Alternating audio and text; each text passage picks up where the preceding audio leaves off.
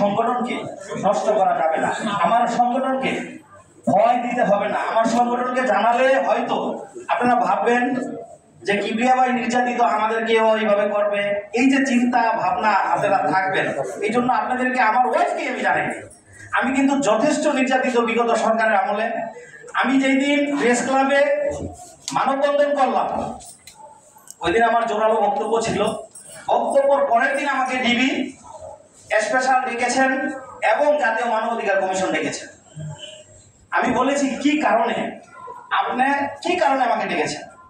তখন তারা উত্তর দিল যে আপনি মহাসচিবের সেকেন্ড ম্যান, যত প্রচারণা আপনি করেন, আপনি সব।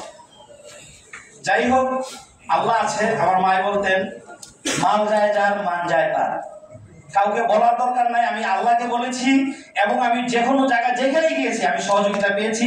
আসলে আমি কোনো নির্যাতিতই হই না, আমাকে ডেকেছে, কিন্তু আমার জানি না কেন ওরা যে আমাকে আমার গায়ে হাত তোলা বা আমাকে কারাবন্দি করা, এগুলা কোনো আমাকে করে নাই। কিন্তু বারবার হয়রানি, বারবার ডাকা, সকাল বিকাল ফোন দেওয়া, ডেকে নেওয়া, চাঁদাবাজি করা।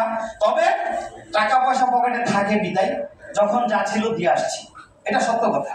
যখন যা ছিল দিয়ে আসছি। তারপর আমি বলতে পারবো, জোর গলায় বলতে পারবো, ডিবি যে হারুনের হয়তো মদতে বা মাসুদ যে ছিলেন, ইন্সপেক্টর মাসুদ ছিলেন, উনি আমাকে বিভিন্নভাবে, তারপরে কি করবো, বাধ্য হইয়া বিগত সরকারের, যে স্বৈরাচারী সরকারের আমলে যারা নেতৃত্ব দিয়েছেন তাদের কাছে গিয়েছে, তাদেরকে দিয়ে তাদেরকে দমন করা হয়েছে।